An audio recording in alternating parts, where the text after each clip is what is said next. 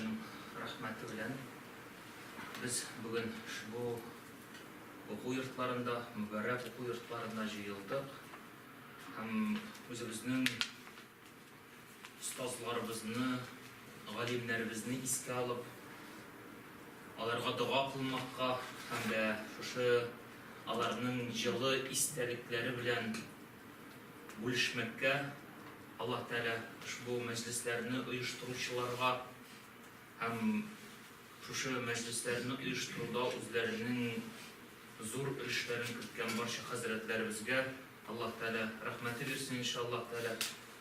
Аллаһ Тәалә безгә шуларның мирасын дәвам итәргә насыйп иткән Ак мәчет мәдрәсәсе, Казандагы мәдрәсәләр, Татарстандагы мәдрәсәләр шушы бөек остазларның эшен дәвам иттерүчеләр дип әйтәсем килә һәм шәхсән шулай ук шушы мәдрәсәнең директоры Рөстәм хәзрәткә үзебезнең рәхмәтебезне белдерәсебез килә. Хәзрәт, олы хезмәтегезне Аллаһ Тәалә бөек әҗерләр белән бүләкләсен. Минем чыгышымның темасы Әхмәт Хади Максудиның шушы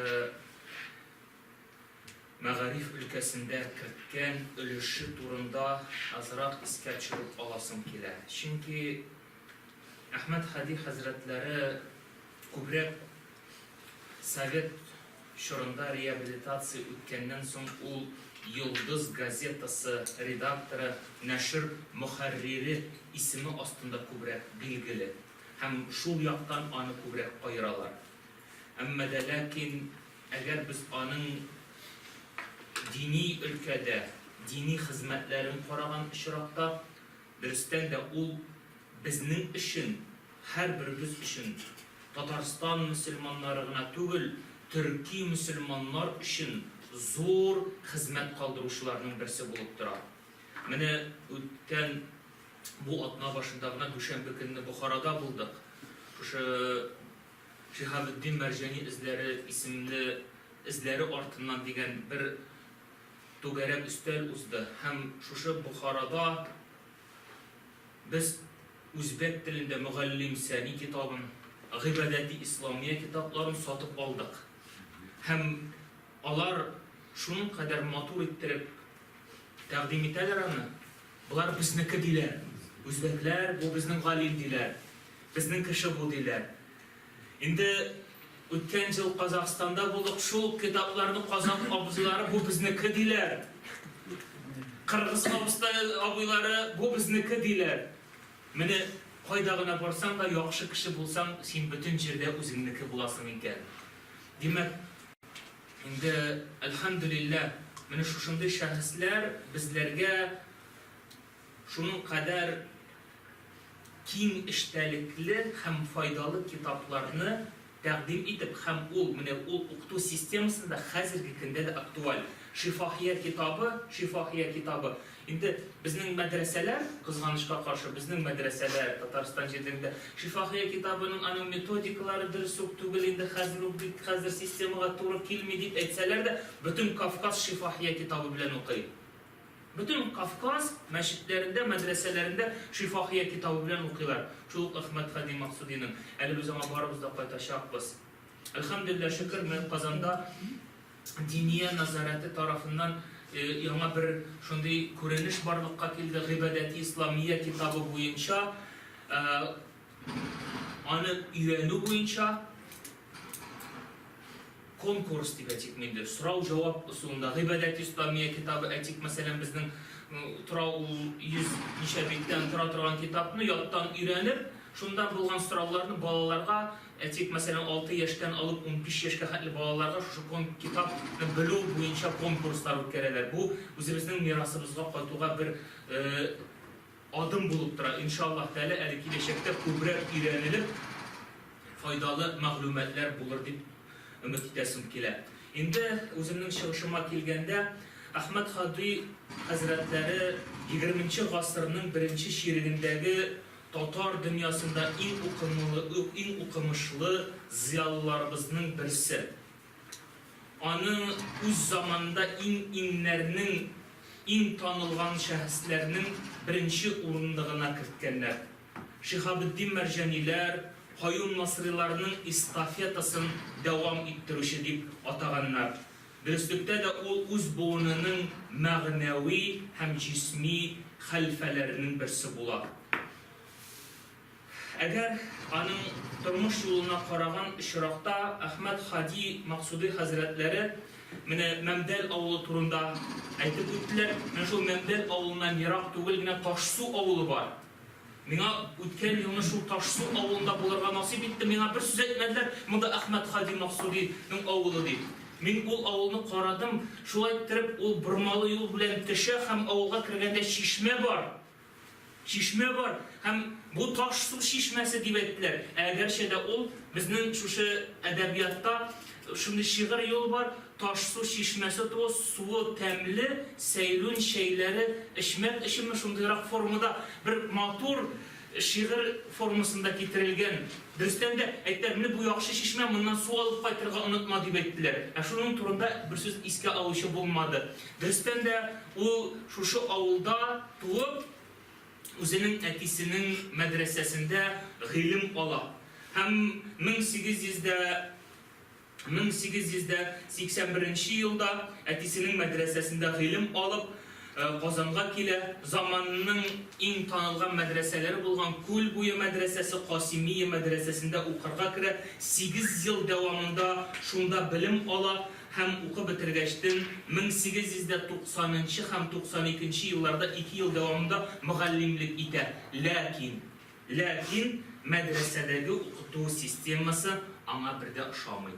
Ничек иттереп ул ошамады Шихабетдин Мәрҗәнигә, ничек иттереп ошамады ул Галимҗан Барудига? Чөнки ул система нинди? Китапны алалар, шуны ятлыйлар. То есть бер китапны баштан ахырына ятлыйлар. Мәтенен һәм икенче китапка күчәләр иде. Чөнки бу укыту системасы бик кызыклы түгел шәкертләр өчен һәм бик мавыктыргыч түгел, авыр кабул итү булганга күрә, ул моның белән ризалаша алмый һәм дә инде укыту системасының үзгәртергә кирәклеге хакында аңлый башлый. Һәм инде иң беренчеләрдән булып ул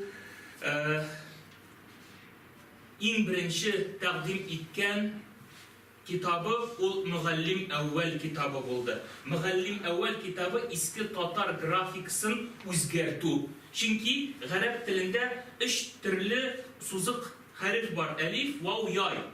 Ул әйтә, булай гына булмый, без бит татарча язгачтыр, кадимчәгә монда тагын истәмә хәрефләр кирәк дип, ул хәрефләрен кертеп, шушыны Уфада үткән җыелышта тәкъдим итеп һәм моның дөрестлеген исбат итеп кертә ала һәм инде Мөгаллим әүвәл әлифбасын бастырып чыгара. Шуннан соң килә торган Мөгаллим Сәни китабын ул инде кайчан бастыра? Кайчан ул шушы Төркиягә барып, шушында Гаспринский хәзрәтләре белән очрашып һәм Зенҗирле мәдрәсәсендә укыту системаларын өйрәнгәннән соң Мөгаллим Сәни китабын, икенче Мөгаллим китабын тәкъдим итә. Монысы хакында соңрак. Мәдрәсәләрдә яңаша укыту тәрбия тәртипләрен кертү, Европа, Рус югары уку йортлары дәрәҗәсендә белем бирү кирәклеген, моңа ирешү бары тик яхшы һәм заман таләпләренә туры килә торган дәреслекләр язу һәм бастыру белән генә мөмкин булачагын аңлаган Мөгаллим үзе дә барлыгы 30дан артык исемдәге дини һәм фәнни дәреслекләр, методик кулланмалар язган һәм аларның һәрберсен диярлек бастырып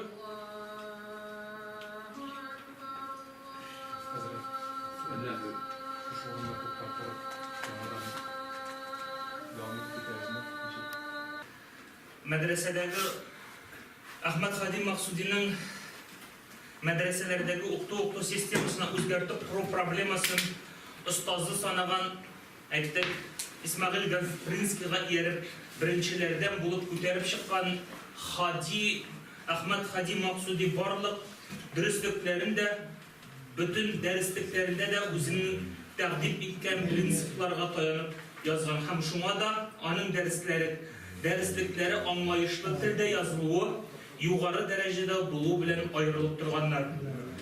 Ул чыгарган китапларның гомум тиражы 1,200,000 җитә дип китерелә.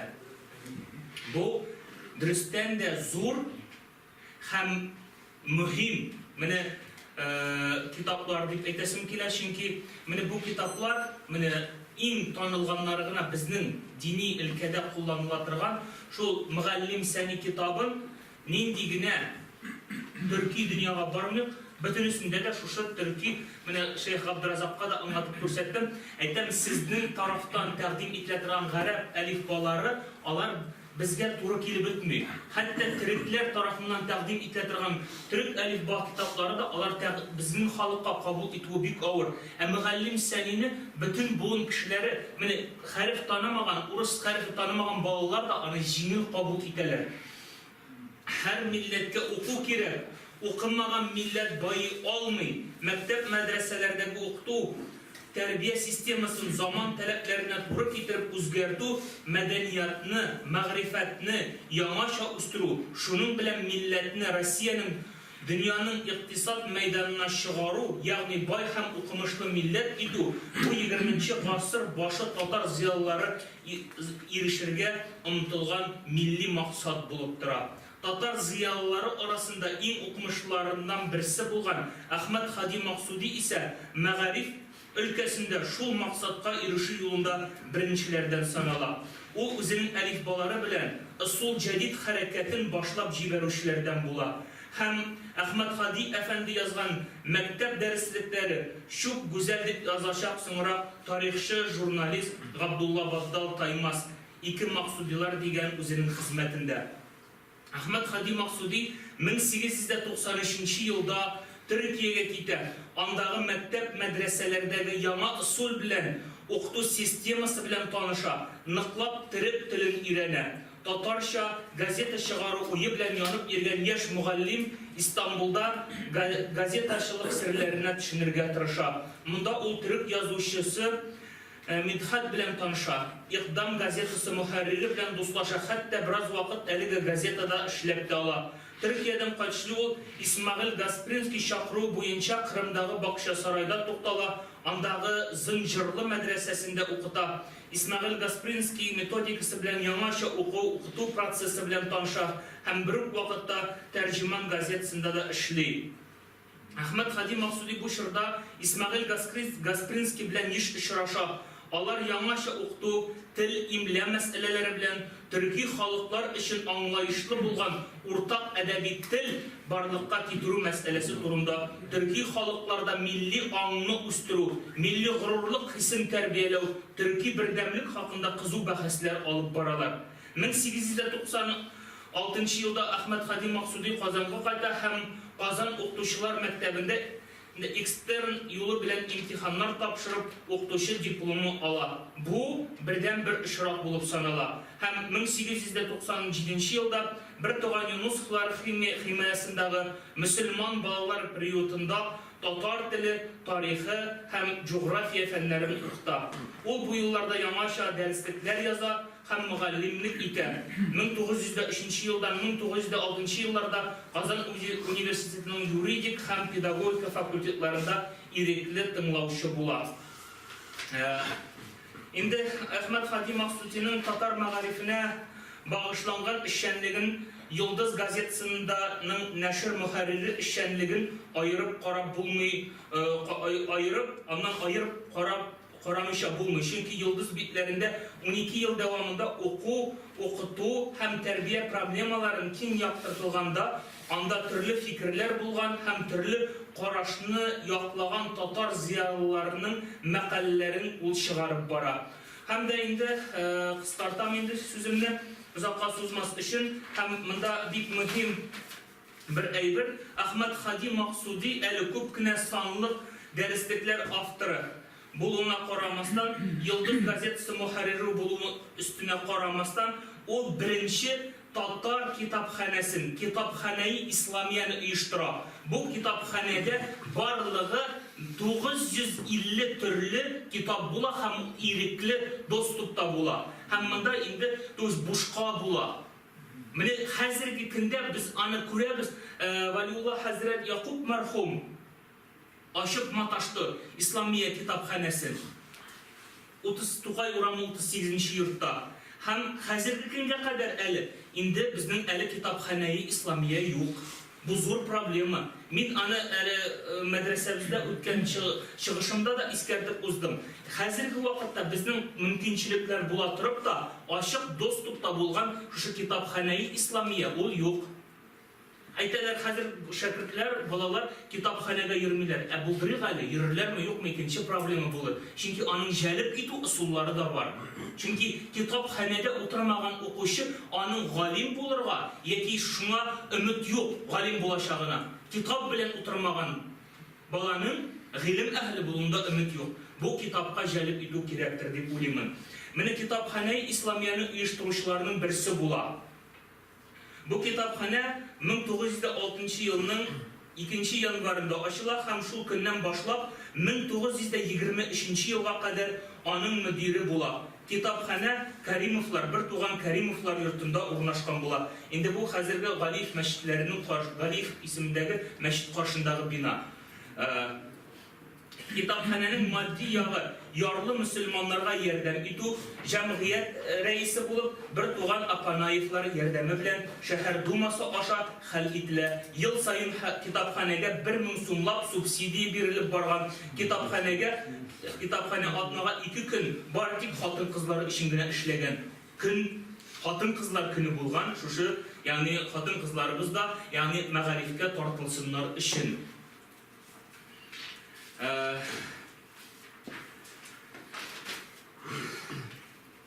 Октябрь инкыйлабыннан соң 5 тел белгән, 30 елдан артык педагог стажы һәм 30лап дәреслек язып бастырган мугаллим, галим, 12 еллык журналистик тәҗрибәсе булган, татар дөньясында киң танылган шәхеснең төрки халыклар арасында мәгариф һәм мәдәният өлкәсендә хезмәтләре гаять бик булган Ахмад Хади Максудиның совет властына кирәге калмый һәм 1927 елда аңа совет хөкүмәте тарафыннан пожизненный дип 50 сум күләмендә пенсия билгеләнелә. Һәм инде монда Ахмад Хади Максудины кулга алу турында бер НКВДның архивында шушындай аннан допрос алган бер Эховиков гасырлар авазы журналында аннан алган допрос чыкты һәм анда булай дип язылган: Ахмад Хади Максуди бик үзенчәлекле кеше, хәйләкәр татар, күп әйберне белмәмешкә салыша, хәтерен югалткан кебек тоелады. Әмма ул бөтен әйберне дә белә һәм бу хакта яшерен эш алып бара дип НКВДның допрос алган кеше үзенең фикерен, нәтиҗәсен йомгаклап куя. Һәм инде әйтергә кирәк, ул педагогия институтында гарәп телен укытырга алына һәм китап төпләү артелендә эшләргә мәҗбүр була. Шушы шартларда галим үзенең гыйльми эшчәнлеген туктатмый. 1927 елда ул 5000 тираж белән фәнни кыйммәтен югалтмаган фәнни камус татарча беренче энциклопедия сүзлеген бастырып чыга. Һәм дә инде Ахмад Хади Максудиның тагын бер мөһим хезмәте турында әйтеп үттеләр. Ягъни Шәрык мантыгы, Восточный логика китабын ул урысчада тәкъдим итә. Һәм бу Ахмад Хади Максудиның фәлсәфи яңа караш булган беренче китабы булып тора. Инде бу совет чорына кагылган. Һәм әйтергә кирәк, 1936 елның ахырында сөрген сурыгын тутырып Ахмад Хади Максуди Казанга кайта, ләкин ул иректә озак яши алмый. 1938 елның январында тагын шул контрреволюцион эшчәнлектә гаепләп аны кабат кулга алыналар. Һәм әйтергә кирәк, Ахмад Хади Максуди 1941 елда дөньядан китеп бара һәм инде безнең иске татар зиратында дәфн кылына. Һәм Ахмад Хади Максудиның бик күп хезмәтләре Төркиядә дип әйтәсем килә. Безнең монда Төркиядән килгән кунагыбыз бар һәм инде Әхмәт Хади Максудиның күп кенә хезмәтләре ул Исмәгыйль Гаспринский белән алыша, аның белән фикер алыша, аңа үзенең хезмәтләрен тәкъдим итә, аңа бәяләүне сорый. Һәм шул сәбәпле дә ул үзенең сүзен булай дип әйтә. Мин инде Исмәгыйль Гаспралы белән иң якын мөнәсәбәттә булдым дип хәбәр итә. Һәм ул НКВД сорауларына да ул шул сүздә була һәм ул шул сәбәпле дә аны кабаттан сөргөнгә һәм 71 яшендә дип әйтәбез, каты авыру белән ул инде авырып вафат була. Әгәр дә минем тәкъдимем шул иде, Әхмәт Хади Максуди хәзрәтләренең күбрәк менә шушы дини хезмәтләрен укучылар арасында таратып, аларны тикшереп, өйрәнеп, чөнки без белгәннәре генә шул Мөгаллим Сәли белән Шифахия китабы гына түгел, аның башка бик күп китаплары да, шул ук игътиқад гыйлеме, наху гыйлеме, сарыф гыйлеме дигән китаплары да, алар барысы да безнең мөхиткә кулай һәм аңлаешлы дип әйтәсем килә. Һәм безнең халык аны җиңел кабул итәчәк. Шуларны яңадан торгызу өстендә эш алып барсак иде. Курс эшләрен, ул да булса диплом эшләрен, шушы безнең татар мәгърифәтчеләренең хезмәтләренә каратып юнәлтсәк иде. İhtibarınız için zor rahmet.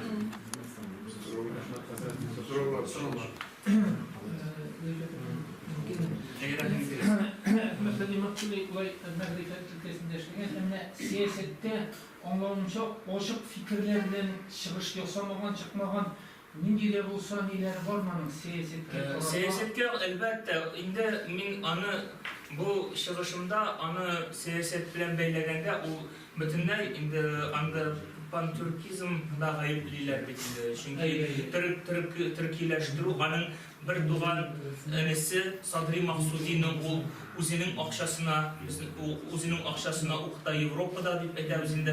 Һәм дә инде ул Төркиядә хезмәт итә, менә шушы сәяси өлкәдә. Һәм монда әйтергә кирәк, әйтик, мәсәлән, аларның сәяси өлкәсе шул Галимҗан Баруди, алар бердәм бер фикердә булалар бит инде. Алар шушы татар халкына, татар милләтенең киләчәге өчен борчылганнар.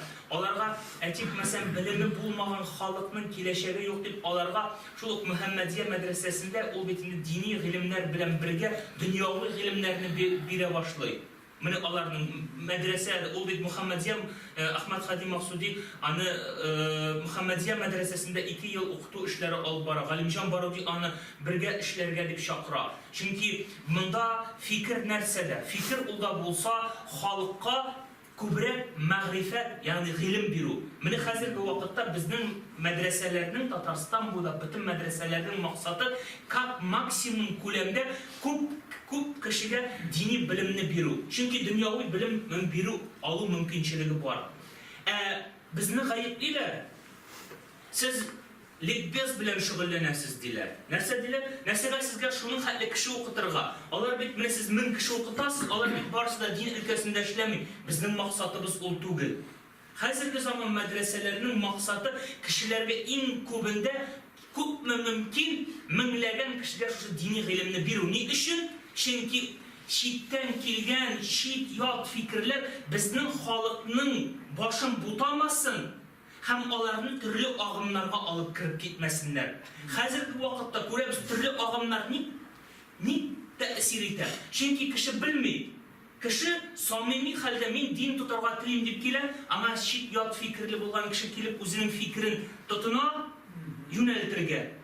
Һәм ул аны кыек юлдан алып китү ихтималы бар. Бу безнең мәдрәсәләребез. Алар барысы да лицензиялы. Безнең Мәгариф министрлыгы тарафыннан лицензия алган. Без җаваплы хөкүмәт каршында да. Без җаваплы башка өлкәдә дә, дини өлкәсендә дә. Безнең бөтен яктан бездә таләпләр куелган һәм без шушы таләпләр эчендә халыкка дини назарәте куелган Абу Ханифа мәзһәбе буенча безнең мәсләк бар, безнең юлыбыз бар. Без шушыны халыкка күбрәк таратырга тырышабыз. Моны бу бик зур хезмәт. Әгәр без моны эшләмәдек икән, аны башка җирләрдә кемдер квартирада, кемдер башка җирдә бу фикерне бирәчәк, әмма дә ләкин инде ул туры юлда булуына мин шикләнәчәкмен.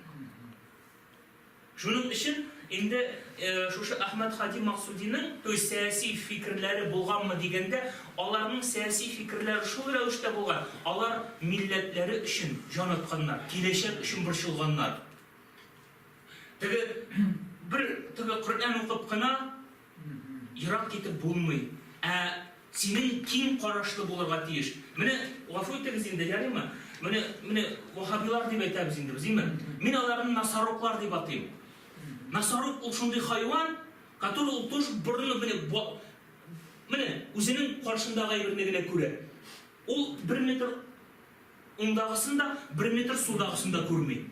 Ул вот менә пупо, шул бер әйбергә барган, вот үзенекен тыкылдый да тыкылдый ул. Бүтән әйбер күрми ул.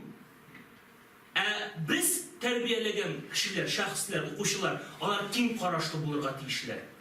Алар дөньяны да белергә тиешләр, алар динне дә белергә тиешләр, алар фәлсәфәләре дә булырга тиеш, логикалары да булырга тиеш. Что алар дөрестән дә алар белән сөйләшеп, әңгәмә корырлык булырга тиеш. Менә безнең максатыбыз шул. Шулай бит, хәзрәт? Менә пичәт суктык белән. Тағын да кішілер әтәсі келесіздің фикіріне, чүнки міне көп кішіге именно дини беру, ол бетінде менімше сіз оларға рухи білім бересіз, білесіз, рухи білім. Яра светскені олар башқа жерде олар айны. Амында har кішіге рухи керек, духовно что такое нужно.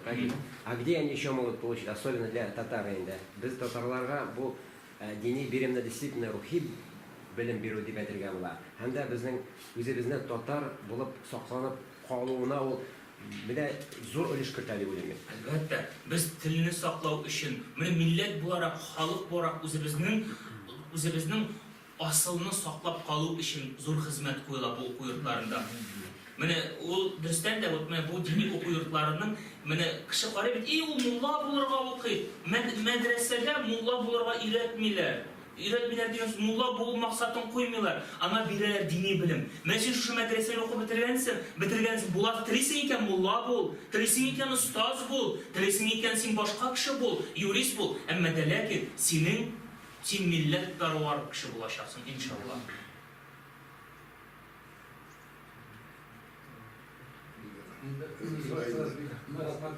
İki bahis alakalı çalışsanız bir yamalık açtım malumat özmesin sıralamada şahsi karakterlerine iptigiz Maksud'un kitapları şu Şivahya, Hırvatistanlılar, Üzbekler, Kazaklar, üzerinde bastırganlar Üz originaldan hele üzerinde şerif tercüme Yo'q, şu kitap bir narsa o'zgarmagan, bir narsa şu usulü, metodikasi şu. Kitap тышлыгы калын, конечно, инде kitap тышлыгы, может, ол төсле булырга мөмкин. Әмма дә ләкин содержаниесе, методикасы бөтенесе сакланган.